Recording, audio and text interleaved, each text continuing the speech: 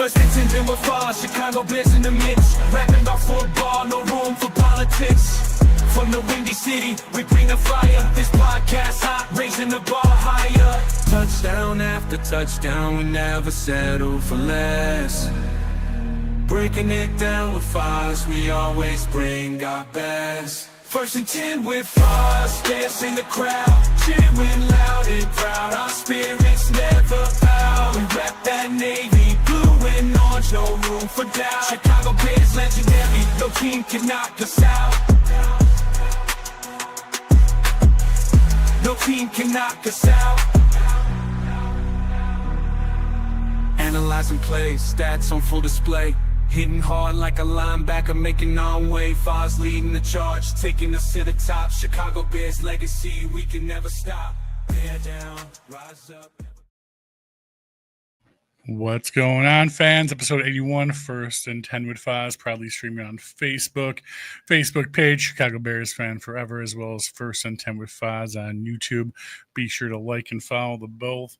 Been hanging out at my place, Foz and Maxwell, lately. You've been coming up there too. We've been having some good luck going up to the old Foz, so we'll get into that. But everyone, Foz Pizza and Beer Bar in Shorewood, Illinois. Be sure to check it out. Foz Pizza, the place to be. Hard rock tunes and craft beers for the crowd is roaring, the atmosphere's hot. We'll party hard, give it all we've got.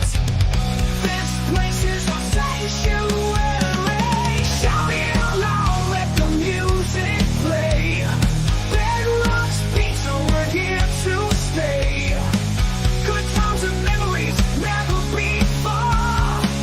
Under the neon lights, we're all stars.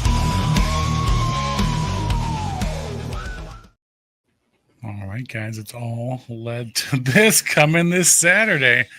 Doing it Saturday night football on top of it. And the plans that I have everyone making, or hear everyone making about a Bears-Packers game on a Saturday night, everything this game is going to be worth for the division, for playoffs, everything on the line, dude. It's so awesome. And you know we're going to be doing it at First and 10, Max. So we're going to be doing it crazy at First and 10. First and 10 will be started going at 1 o'clock. Wristbands, $40, cash only. All you can eat, all you can drink. Hulk Hogan's Real American Beer will be pouring there the entire day. So be sure to come and check it out, guys. First and 10, it's always a good time up in Wabash. You know, Maxwell, it was a little cold this last weekend, bud. Yeah, I don't know what the hell's wrong with all of you, but it was, what's the National Lampoon's Christmas Vacation? A tit-bit nipply out there, my friend. It was a tit-bit nipply out this weekend, but that didn't stop us from going out there and having a good time and doing what we do. And to no surprise, a little surprise, we actually had WGN out there checking us out because, you know, I guess craziness draws the news, right? yeah, sure. Negative 18. Check out the segment, guys. To watch the Chicago Bears game for their couch today because of the weather, of course. Better way to do it, but not the super fans. Judy Wayne caught up with them, getting ready for today's game.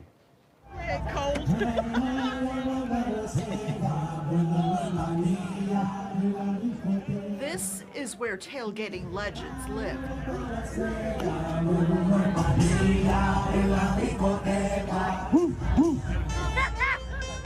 For the Bears, I am crazy.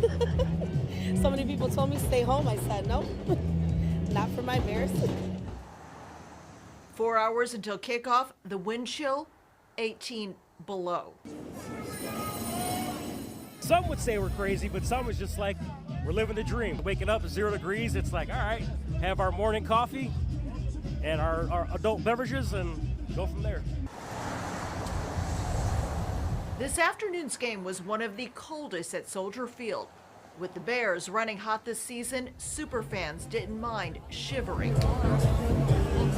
From loop lots to the stadium's south lot, a prime spot for the pregame party. And we come out no matter what, when we're good and when we're bad. And thank God we're good now, because tailgating's really been what saved us these rough years. These tailgaters aren't your average tailgaters. They are members of the Tailgating Hall of Fame. Some of the most passionate fans across the nation recognized for going above and beyond. It's very cold, but here's the thing. You do it out of love. If you don't love it, you don't do it. So it's like whether we're sweating our butts off or whether we're freezing our butts off, we're here to support our team. Go Bears! Temperatures were brutal, but it was not their coldest home game ever. Actually, in 2008, when I first started, Bears-Packers Monday Night Football. I call it the quarter game. That was the one that the quarter bounced off of Urlacher's helmet in the overtime segment, and we won. And it was, I think, 2 degrees at game time. We've got crock pots full of meatballs and all kinds of stuff. A lot of great food. We got the smokers going over here. Everything's warming up in here. This is definitely in the top 3 that I can remember, and I've been a fan my whole life, so it's pretty bad. We're getting warm, baby. We're getting warm. In the Loop, Judy Wang, WG. Needless to say, we had some fun there on Sunday, my friend. It was nice. We had the Browns Army, we had the Nats, we had the Mooney Lot Degenerates, a bunch of tailgates from the Browns come out. People who we tailgate at the Tailgate Hall of Fame every summer out in Canton. So they've been planning to come out since the schedule got released, man. And then when we found out about the weather, they're like, fuck it, we're still coming. And they came deep, man. They came deep. It was a great time. It's real bad. The game didn't go as well for them as much as all the travel and work they put into it. The Bears, they had a beatdown on Sunday, my friend. They had a beatdown on Sunday, 31-3. I don't think the Browns were prepared for the weather as well as the Bears were, obviously. Shedeur Sanders, man, I don't think is going to be their quarterback going into next year. I don't think anything in the Browns' offense is going to be there anything next year, including their coach. That's a dysfunctional bunch. He's not. I mean, it's too early to even pass judgment on Shedeur, but their coach seems to have absolutely no interest in him being his quarterback. I've never seen a team almost go out and sabotage their team's offense quite like the Browns did. That was pathetic. Honestly, it was almost embarrassing. It was embarrassing. Yeah, it looked like Eberflus Bears a couple years ago. It looked even out there. worse. Yeah. Their defense is the only reason they got 3 wins. That's for sure. Yeah, dude, but the Bears are still looking like that functionable top-tier team. Caleb came out, the Iceman, 242 yards, 2 touchdowns. Swift was close to 100 yards. Menungwe, not as many, but he still had some nice runs here and there. And we just put it away, man. I think the one highlight that's going to stick out from that game for everyone was that amazing pass to DJ Moore in the end zone with Caleb on the run, dude. And he just put that. Oh, I couldn't. 3 defenders, dude. It was just. Yeah, it had to be there. Every single person, whether you want to admit or not, said, no, I'll make that throw. And he did, and it worked out for him. I think even Ben Johnson said that. You don't want to see him make a living of those throws, but it was one hell of a throw and one hell of a catch. That's for damn sure. But he's got a couple of those scramble passes under his belt now that are. He's just got that innate ability to make the special look really easy, and very few. I don't think you really realize it as a fan when you're watching it in the live in the now, but very few quarterbacks in the league can make a throw like that. No, very few. 100% agree with you, man. And we very little gets spoiled with much here in Chicago. No. Being Chicago Bears fan, I think we're getting a little spoiled with Caleb Williams. I don't think he's getting as much appreciation from everyone as he should. But they will come around, I think, as soon as we keep on putting together victories like we've been putting together these last couple of months now. And also, I think Caleb made the easy look a lot easier for him this week, too. I thought this was one of his, if not his best, by the numbers, no, but how he looked in this game, I thought it was as good as he's looked so far in his career. He looked comfortable. He looked confident. He was making the easy throws, and he was making them. They looked easy. It didn't look like he was. It didn't look like he was thinking much. It looked like it was very smooth. And again, I challenge anyone: go grab a football at -15 degrees out there, and grip it and try to throw. You're throwing cement rocks around, cement hard rocks that you cannot even grip. So kudos to the Bears, dude. Ben Johnson, man, he's putting together a crew out there, brother. No doubt. It was nice to see after a tough loss against the Packers to come out. It would have been easy for them to kind of look past Cleveland and right to the next Packers matchup, and they didn't. They put their foot on their fucking throat and did not let them up at all. Dude, yeah. Other than maybe at halftime where you're like, 14-3, Santos should have made that kick. But they came out second half. DeMarco Jackson had that unbelievable interception, and that was it, dude. I mean, that game was over in the third quarter, and I was looking forward to the Packer week. 100%, man. So many other good games, too. It's pretty much all I'm going to talk about the Browns game, my friend. Yeah. That's like the beatdowns we used to get when we were still trying to do a show. That seems rough, man. It's like, the Bieber's beard looked nice, remember? Dude, trying to come up with something they good better to say. worship at the altar of Myles Garrett. Hanging their brownies. We've been there hanging in their brownies. Hopefully you have a bright future coming down the road like we finally got. But so many other crucial games around the NFL after that Bears game, starting with the Seahawks, because Seahawks almost lost, dude. That would have been humongous for us, too, as well. But fortunately, Phillip Rivers couldn't finish the job there in Indianapolis. That's unbelievable, man. Hey, man, credit to Phillip Rivers. Yeah. I mean, he's the second we're playing the Packers this weekend. He's the second grandpa to play an NFL game. First, me and Mr. Brett Favre, dude. So we had a grandpa out there chucking the ball, but he couldn't get it done. But then we let into the Lions losing, man. Then, huge. Most importantly, Green Bay losing to Denver, which got the Bears back in first place in the NFC North, baby. Let's go. And the second seed back in the NFC. So basically right back to where we were right before we played Green Bay.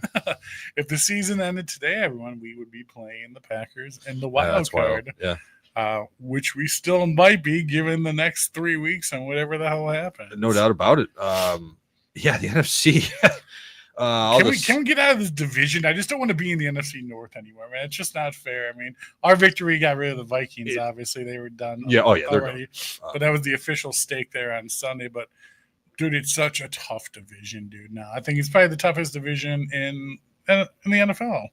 Yeah, I would probably agree, especially with Mahomes being hurt and the Chiefs haven't looked great all year. I'd probably agree with you. And the NFC is just like you're going to need 11 wins to get in, but I don't think any team's as good as their record, including the Bears. There's no team like if the Bears win this week, I think the sky's the limit. I mean, that's crazy to say. And you think about the last 2 years about how the AFC has been such a powerhouse dominant side of football with the Bengals and the Bills and the Chiefs and just all these powerhouse teams. And it was just like last year, it's like, I guess the Eagles are the best in the NFC. And okay, I guess then the Tampa Bay's not too bad. Like you were like picking and skimming for like who was gonna like live and survive on in the NFC.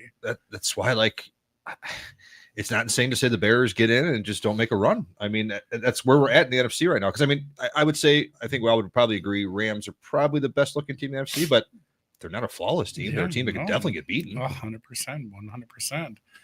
The big question, everyone, I think everyone is kind of like teetering on this feeling. I know I am. Is it time to start getting excited? Oh, definitely. You should have been there already. Yeah. I mean, cautiously excited, but is it time to really start talking about this season really going that extra mile, going the distance? Yes, I think so. And I think this week will go a long way to that. If you take care of business this week and win, you're at 11-4. There's absolutely no reason that you can't raise your expectations on what this team can be. I don't see any reason not to. And even if that means a first round exit, or this team is completely out-achieved what we thought they would be. And it's been nothing but just an incredibly fun time the whole time. Dude, 100%. Andy nailed just 2 things here in the comments that I think very much stand up for us being compared this year. And that's Caleb plays calm, remains calm under pressure, continue being the Iceman he's been. And then our O-line continuing to hold up, dude. Very good. Pass protection, the run game we've been having, dude. If that continues, dude, that's championship football caliber right there, man. No doubt. Yeah, the offensive line definitely needs to hold up. We had a nice pass rush this week against Cleveland, which is the first time all year. I think we've had a consistent one now. I think that speaks to just how bad their offensive line is. But, yeah, if Caleb continues to play like he played this week in the second half of Green Bay game, I don't see any reason that the Bears can't be just as feared as anybody. No, I am glad that Jared did not break the record against the Bears on Sunday. Myles Garrett that was the only thing. Unbelievable. It was the only thing I was hoping for. But, dude, I saw he did a little jersey swap with Caleb at the end of the game there. Yeah, I saw that. It must. Yeah, respects, man. That's a respect thing, bro. Myles Garrett wants to force his way out of Cleveland in the offseason. Dude, I wouldn't blame him. I say it every week, man. I say it every week. I talked about it last year at the end of the year. I talked about it during the offseason, free agency, everything, the draft. God, I wish we would have got another defensive end right now. If we would have that other defensive end right now, man, it would just be such a game changer for this season right now. Yeah. No, I think we have a high opportunity and high hopes. Obviously, we're going to get one next year and have someone opposite Montez Sweat who's going to get that pass rush, dude. But, God, a Trey Hendrickson or a Micah Parsons right now would have been pretty sweet. No doubt, or even just Sweat at this Jesus, point. half of Micah Parsons or Myles Garrett would be half great. of them. A quarter. An Yeah, image of thought of I'll take a them, guy with 10 sacks. You know what I mean? Just somebody that can continually apply pressure. Yeah, I mean, I think the Bears can. The sky's the limit at this point. Yeah. I really do. I really think that, and I think everyone should just be having fun with the roller coaster, and wherever it goes, it goes. This is a lot like, and I hate to always make the comparison, but it's a lot like the 2015 Cubs, where they arrived way earlier than we thought. Yeah, made it all the way to the NLCS, and it was just a fun ride. That's all this can be. Just have fun with it. See where it goes. Well, we are having fun, Bears fans. I can guarantee you that. Kyler Gordon went back on the IR, man. I think his season's going to be done this year. Yeah, that's a 4-week thing. I don't see him coming back this year. It's just he's just been snake bit all year, and it's unfortunate. I mean, he is really important to the secondary as the nickel. But the good thing is you've got a lot of depth there, and C.D. Gardner-Johnson has played really well. Think these pickups that we made, dude, that Dennis Allen picked up, just completely random guys out of nowhere. Yeah. I mean, Gardner-Johnson was just sitting at home, dude, on the couch, man. Where was DeMarco Jackson? Yeah. I mean, he's played really well at linebacker. Dude, exactly. Yeah, I credit where it's due. We have, plenty of time where we can criticize Ryan Poles, but they've done a nice job picking up guys that fit in the systems that Dennis Allen Ben Johnson likes, and they've gotten really good production out of guys that you're squeezing the last drops out of the lemon. Yeah, exactly. But they're getting it done. And this is supposed to be a building year, man. This is supposed to be the building year. I mean, Caleb's really true first year with Ben Johnson and Ben Johnson offense. His first year coach, brand new offensive line, banged up defense. I mean, dude, the fact of where we're at, given the odds of where we're supposed to be at technically, is just unreal, dude. Define odds. I think everyone came into the season where number one priority was make Caleb Williams right. And number two was improve as a team. Both are being done at the same time. And they're winning while they're winning. Yep. It's very rare. Growing while winning is something huge. A lot of teams don't do. No. And we're doing it, man. Absolutely. All these games we keep on winning, even like the one-score games leading up to these 10 wins right now. All games the Bears traditionally would have lost, dude. Absolutely. Would have made the adjustments, would have coughed it up or made a mistake or missed that big play, dude. And there's been crucial situations, and it's just been awesome. It's been nothing but fun for me, man. It's like the Christopher. Remember when the Bears won? That was awesome. Yeah, it's not true. It's not wrong. All leading up to this Saturday, ladies and gentlemen. Probably the biggest Bears game I can think about going into in quite some time. Biggest regular season one I can remember in a long time. Yeah, minus a playoff game from years back. It's big. It's really, really big. This Saturday, the Bears keep it home. Probably the biggest game of the year versus the Packers. Packers took the first one at Lambeau, obviously. Now it's time for the Bears to settle the score. As much as us Bears fans dislike the Packers and the Packers team, personally I have to say some of the Packers super fans out there that I've come across over the years are some of the coolest, down to earth. Some of my favorite fans out there. I mean, obviously, we're a divisional group. We play against them twice a year, so you get to know them playing so often. And been very privileged and happy to get to know Brad, who's Packer Mania. He's been on the show, and Edgar, who's Pack Vader. And, of course, the Holy Grail, the man himself, Jeff Kahlo, Frozen Tundra. Everyone knows Frozen Tundra, and he's been on the show, too. I'm happy to call these guys friends.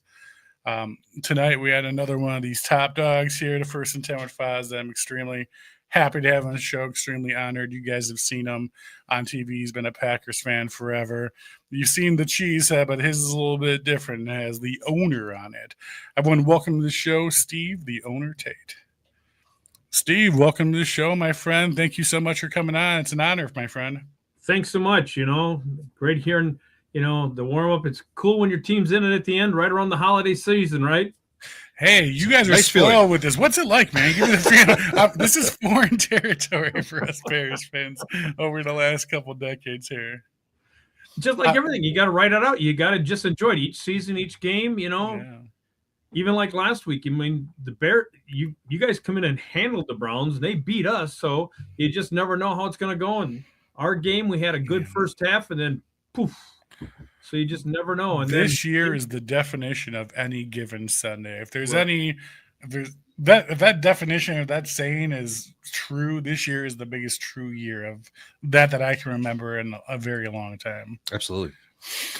So, Steve, let's go back to the beginning, my friend. Obviously, you are a very, very long time Packers fan.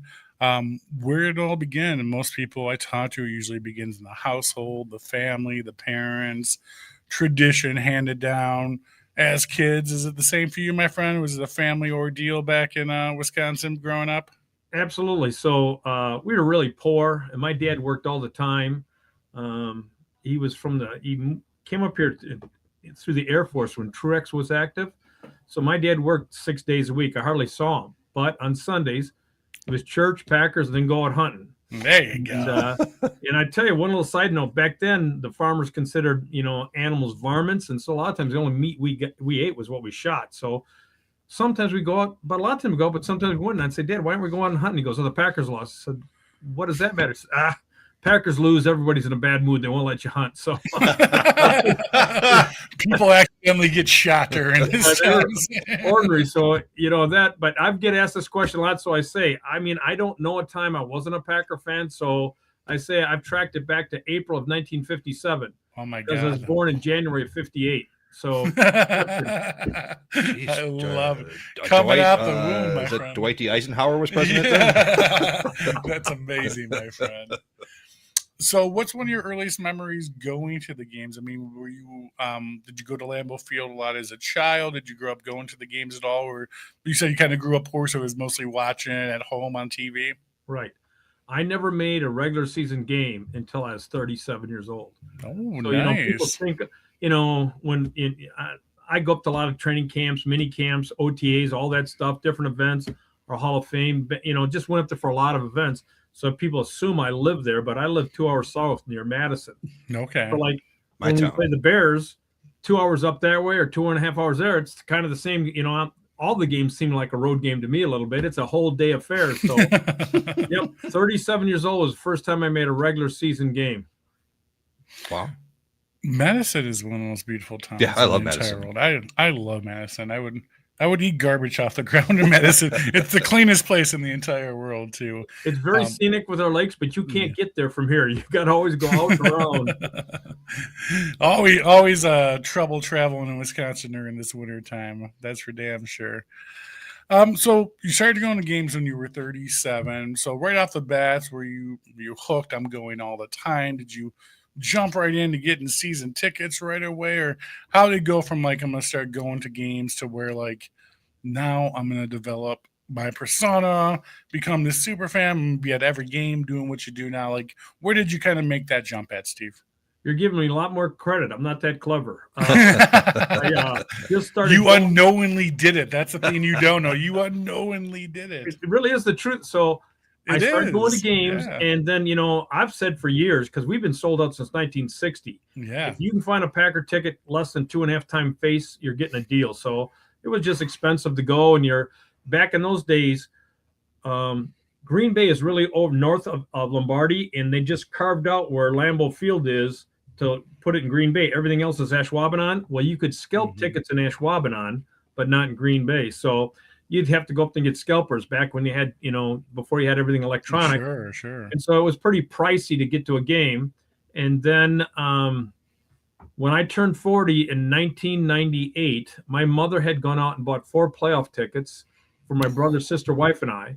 And at that time, I'm from Wisconsin, but from the Madison area, but I moved to Nebraska for work. And when I was there, this is before the internet, so you had to really work to find them. And sure, yeah, of course. Stuff, and I was getting into more memorabilia. And then I found a guy in Omaha, Nebraska, that was a big Packer fan, and he he was a station manager at the Fox affiliate.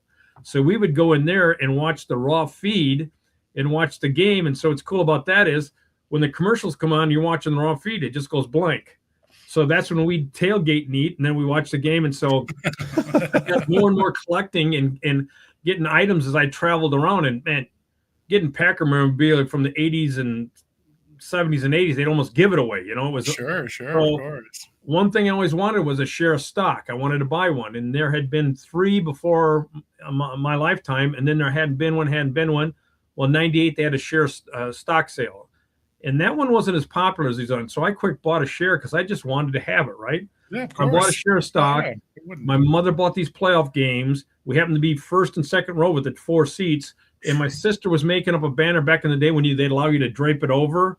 Yeah.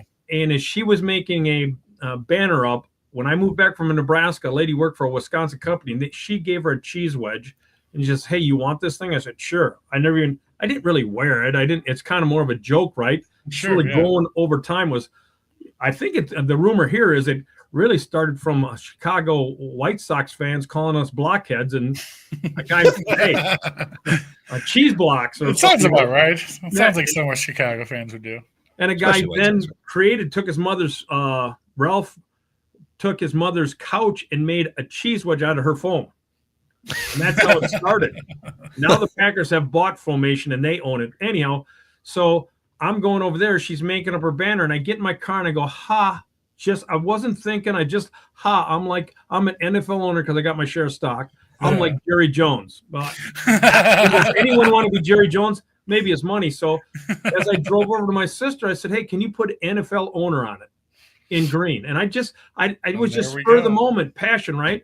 Well, you get up to the game and everyone's coming up and taking photos with you and smile. It just added to the fun, right? It was not. Yeah. And I happened to be front row, wasn't thinking about that. And with all the media there and people coming and talking, and finally an AP guy come and go, "Are you really an owner?" They've said, I said, "I got Yes, sir, I technically am."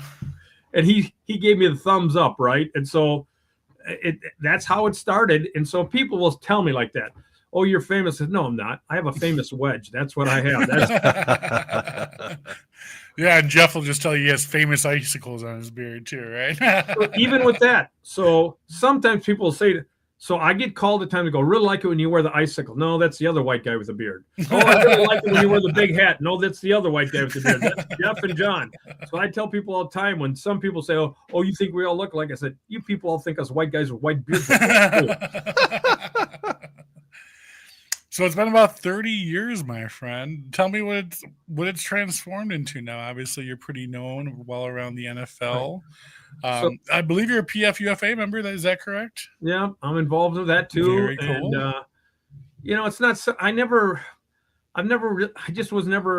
I even sometimes a super fan or alternate. Sure. I just always struggle with that name. It was never my goal. I like the people I've gotten to know, and that's what got me going on the road. Is once I found out people, and with the PFUFA, that's when I started going the game. And I really enjoyed getting there a couple days earlier, getting to know their families, seeing their culture, seeing what they do.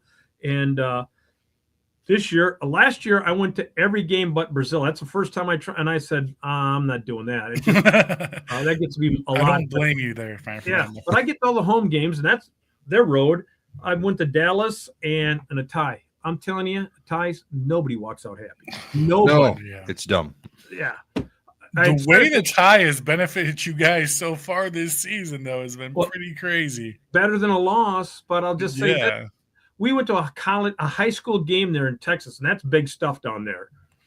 And they played the double overtime. I said, here I go to a game almost free, and they played a double overtime, and you go to a game to watch millionaires, and you're spending hundreds, and you tie? Oh, trust me. Yeah, we've had conversations. We've had a podcast about it. I get into it all the time. Why they don't adopt the college rules is just beyond me. I just don't get it. There should be like a field goal kicking contest, like start at 50. It's just exactly what college does. It's that simple. Yeah. I don't get it. Like shoot-offs in the NHL. Do something like we don't go by points in the NFL.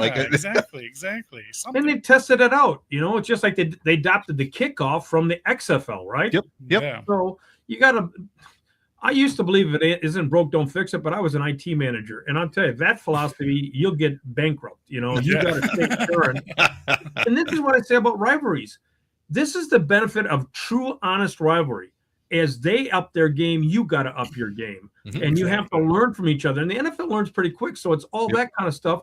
Healthy rivalries make us all better, right? Even as I got in the PFU, I've been always kind of involved in charities and doing some stuff.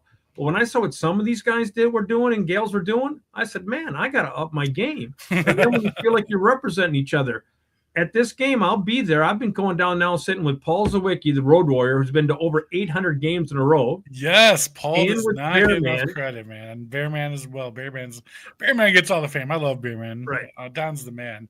Right. But dude, Paul, the Road Warrior Zawicki, is a legend, my friend. He's been to so many games. I think he was at over 800 and something now. Yeah, in a row. Yeah. That's decades. That's like That's decades. insane. Yeah. Since like the late 70s. Think about all the blizzards and the colds and the that's Dude, crazy. Just the traveling, the driving, the weekends, the cost of staying places and hotels and I travel. I food. stay with friends. He stays in the hotel usually with where the team stays, and he's got to work that all out himself, right? Yeah. So these aren't cheap hotel rooms. No. Hey, there's a reason George McCaskey was at this man's wedding. Okay. Exactly. Right. I was there too, and I got George, when he takes a photo, if the Packer fans in there, he won't smile. He didn't hand you a Bears coin, did he?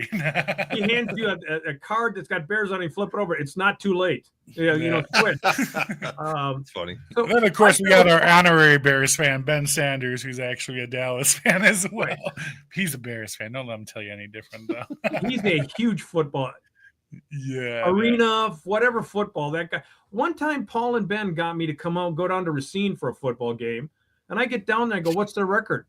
This is, pro ball, but it's not even, semi. I mean, it's just not in with the NFL. I go, so what's the record? To go, oh, this is a preseason game. I said, I'm at a preseason game in semi football.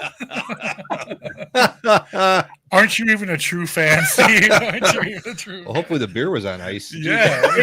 If Paul with that streak, he would go to the road preseason games. Yeah, dude. 100%, preseason. dude. Wow, that's commitment. Yeah. Jeez. I don't even watch the preseason games from my couch. Yeah. So Dude, Paul, I love going to the game. I love the experience. I love the tailgate. I love everything about it. Don't get me wrong, but I will never sit here and lie to anyone and tell you that the best seat in the entire world is on your couch at home. There is no line for the bathroom. The temperature is perfect, and beer is cheaper than you can imagine. I say that's true, but you can't feel the game the same. You cannot feel the game. 100%, man. 100%. It's a total different experience being there, surrounded by people who love the team as much as you love the team. So years and of course, ago, people who hate as much as you. So years ago, Paul came to me and said, "Hey, Steve, why don't you sit with me at Soldier Field and I'll sit with you at Lambeau?" And I said, "Great." And I'll tell you, here's the really cool thing.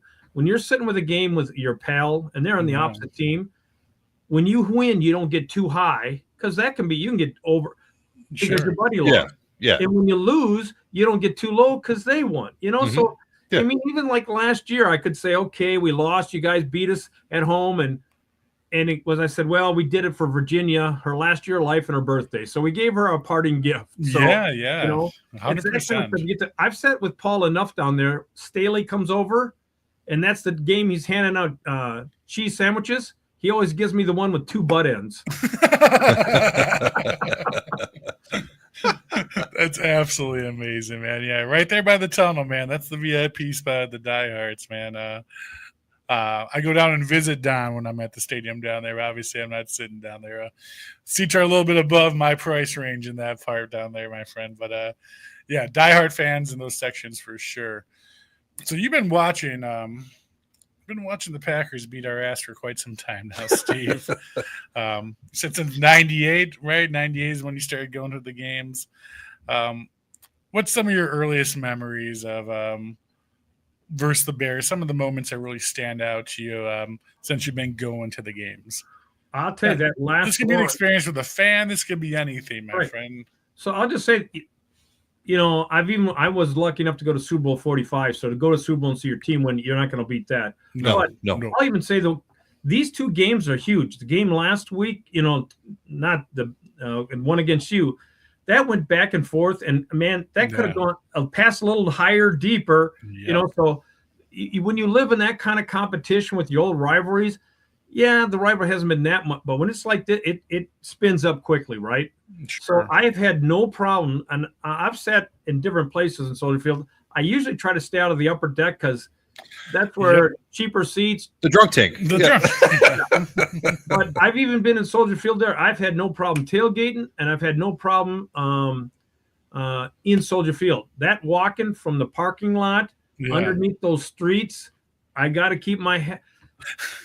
You know what happens in that tunnel, my friend. You know that chant by heart by now. You hear that, but I don't mind the every single game. That doesn't even matter if we're playing the Packers. Right. So that's every single game.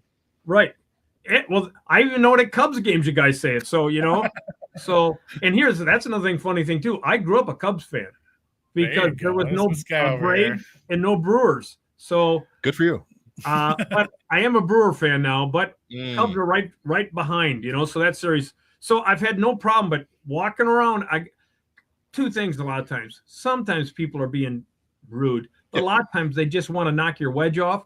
Well, they can have one or two, and they'll hit you in the back of the head. And I just don't like being hit in the head. I don't care what it is. That's disrespectful. That's overboard. Well, I know they're not always meaning to. And I used to, years ago, before I turned 60, I still wear my Star jersey, but I used to wear the game pants with the pads. Yeah. And I'm glad I never wear shoulder pads because people always want to hit them. Well, people would want to hit your thigh pads, but they've been drinking, so their aim isn't so good. You better be wearing a cup with those pads. Exactly. So here's one thing they'll say one time, and like I said, I keep my eye out. One time I was walking in from McCormick Place coming up, and I don't know how I didn't see it, but I'm telling you, I'm looking right here, and all of a sudden somebody grabs me in the rear pretty good. The minute I got grabbed, I'm mad, and I turned around and looked, and it was a good-looking African-American woman. Well, there you go. I wasn't mad anymore. I go, isn't it weird how the mind can work, If that would have been a guy, I would have probably got, and I go, and finally I looked at her and said, what was that about? And yeah, I'm a white guy, but I have a little bit of, and she goes, I had to see if you're Haddon. I said, Haddon? A little dookie boo, you little cheese behind there, huh, Steve? A little cheese in the pants, my friend. So I looked at her and said, not bad for an old white guy. She goes, no.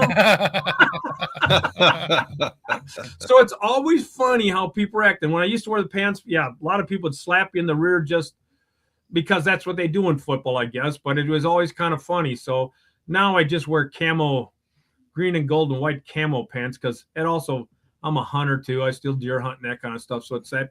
So there's evolutions with your stuff. And like my first couple of wedges were made by my sister, just hand painted. And now Jeff Kalo makes them. He's an artist. I got a couple Jeff hats here in my collection and my display that I'm actually looking at right now that I'm super proud of Jeff having to make. But yeah, he does some amazing work with the foam design and everything. So yeah, I was going to ask you, I'm sure Jeff has made you some pretty cool stuff over the years here. Yep, absolutely. So over the years, too, I imagine going to so many Green Bay games, Bears games, things of that nature, you probably ran into some coaches, players over the years that you probably got to meet. What would be one of your top one or two encounters with a player or a coach from either the Packers or the Bears going to the games?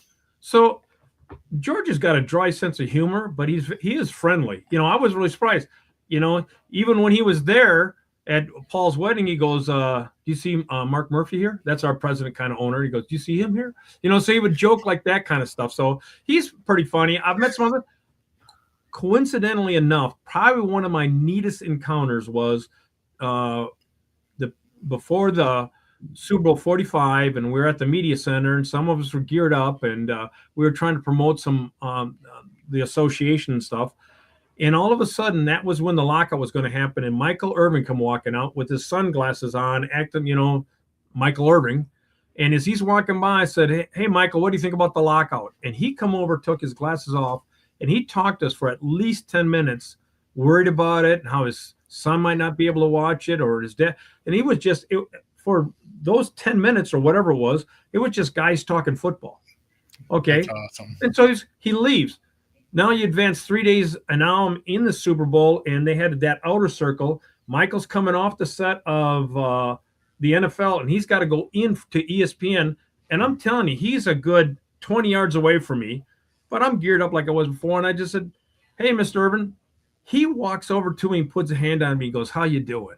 I said, "Man, my team's in the Super Bowl. I'm doing pretty good."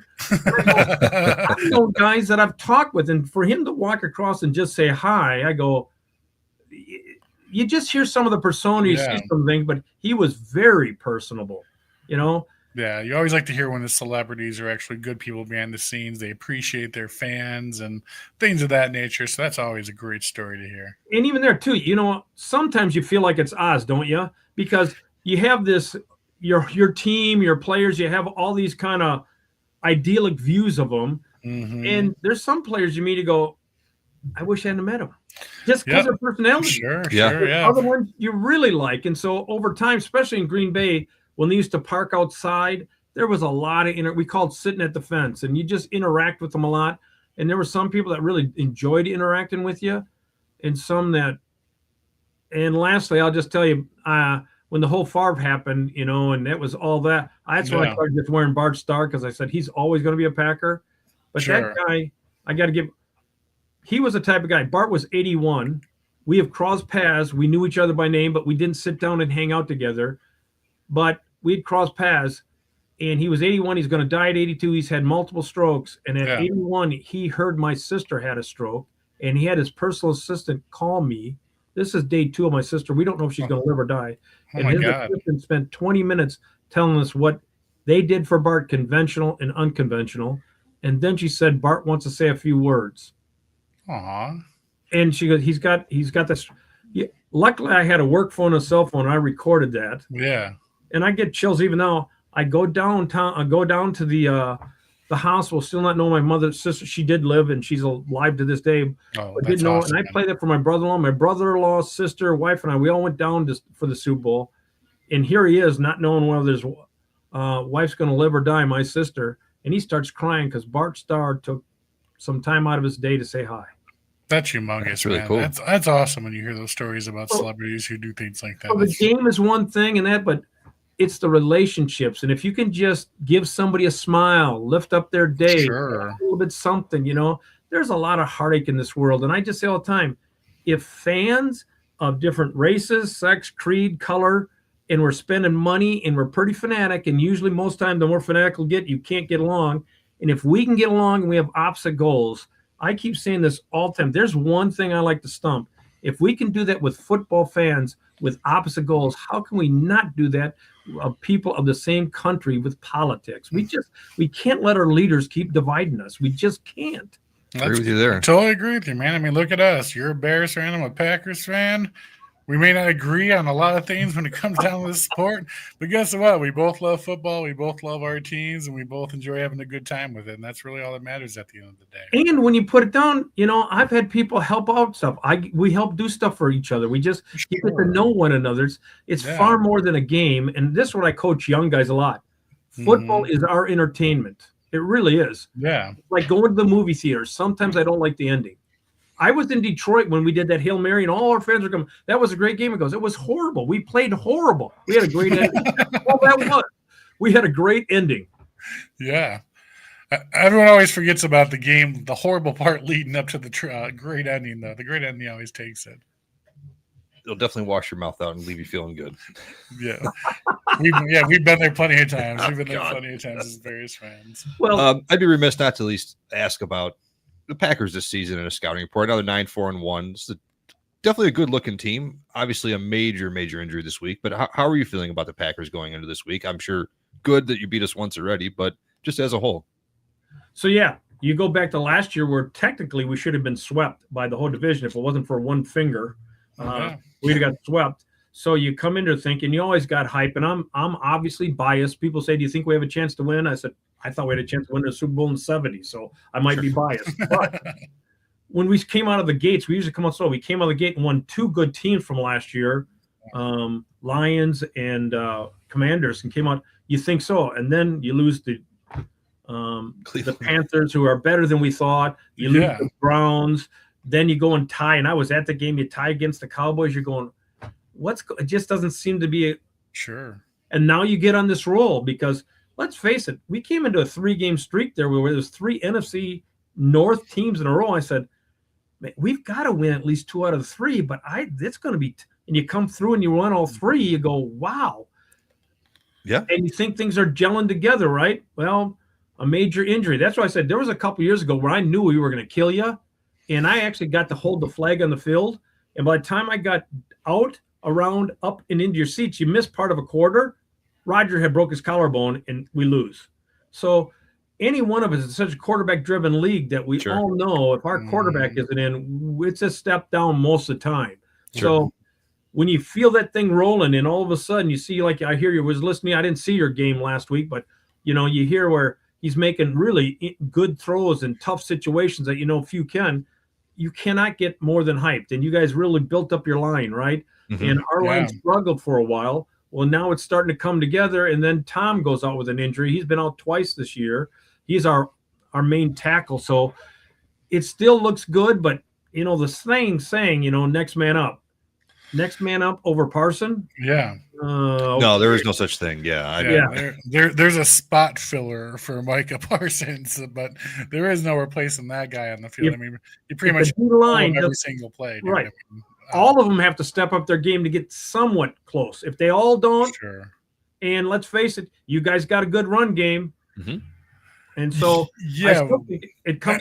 The quarterbacks get the noise, but O and D line are still huge. Boss, 100%, man. I'm definitely you leave Jordan Love in the pocket a little bit too long, and dangerous things happen. I think that's what we took away from when we played you guys earlier this season, a couple games ago already, is don't let Jordan Love sit back there and look around too much, because he's going to find something somewhere. And Romeo Dobbs and Christian Watson, all them, he always finds someone somewhere. So that's what I'm most worried about going into this season is we got to keep some pressure on Mr. Jordan Love.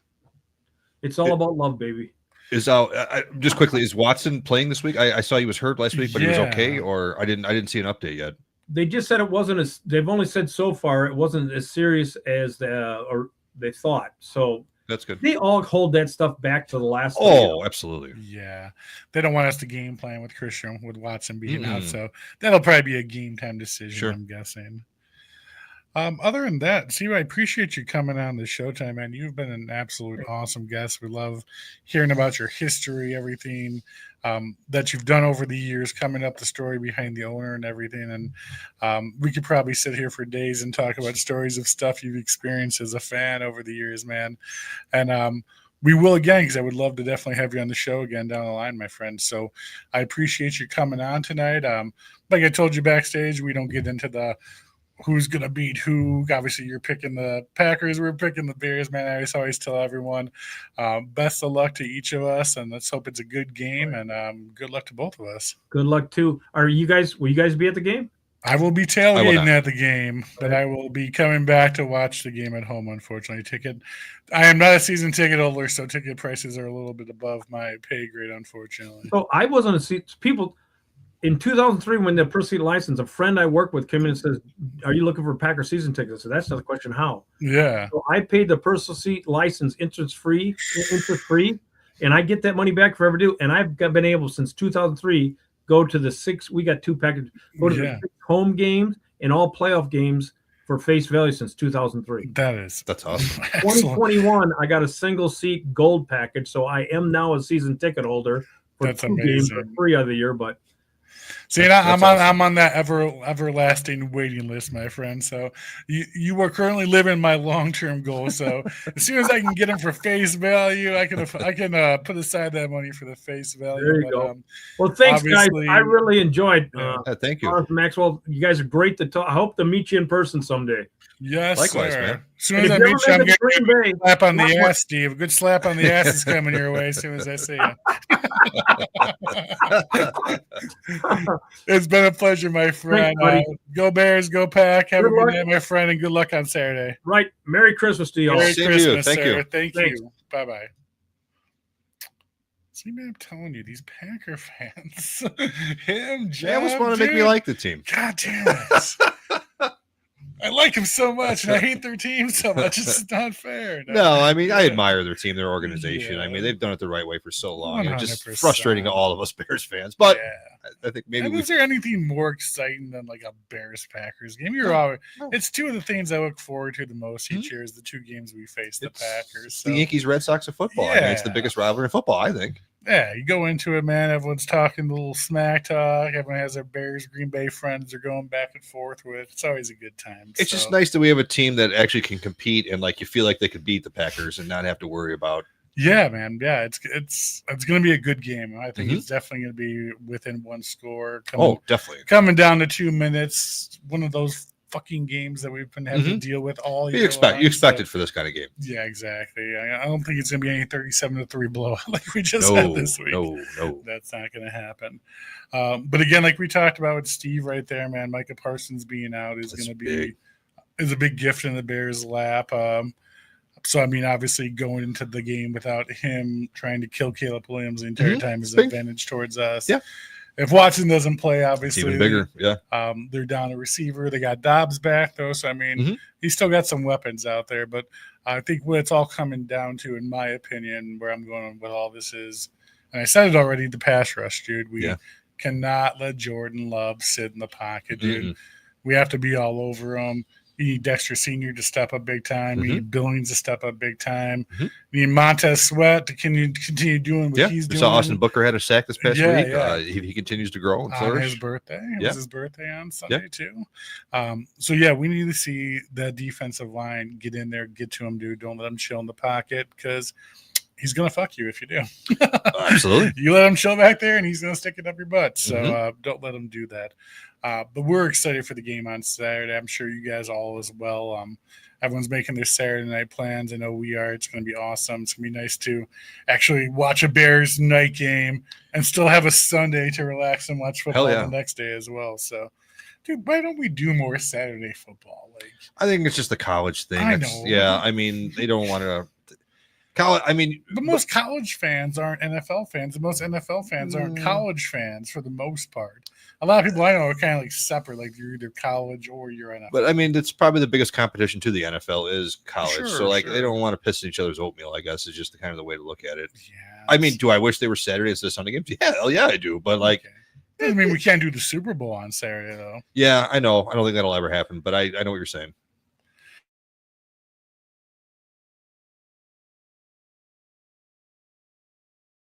My friend.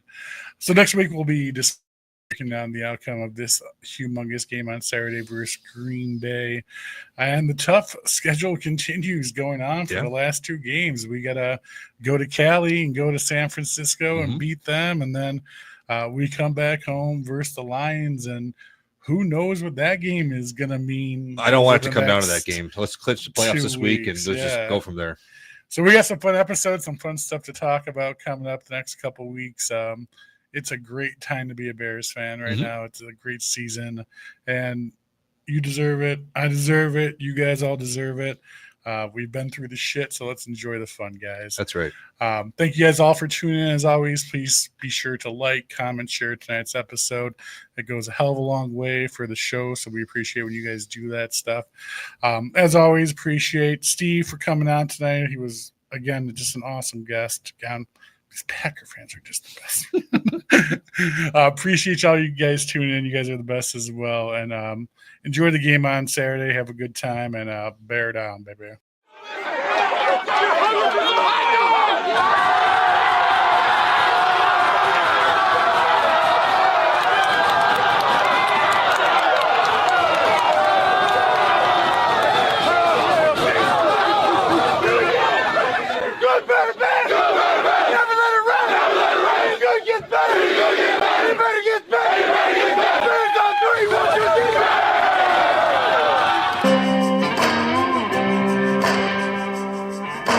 Out in the windy city, well, the Bears are on the prowl. Soldier Field is a rocking, man, and the fans are getting loud. With a legacy of legends from Peyton to Buckus, the Navy and the Orange are in charge, man, and victory we trust. Tailgates and touchdown, It's a Sunday affair.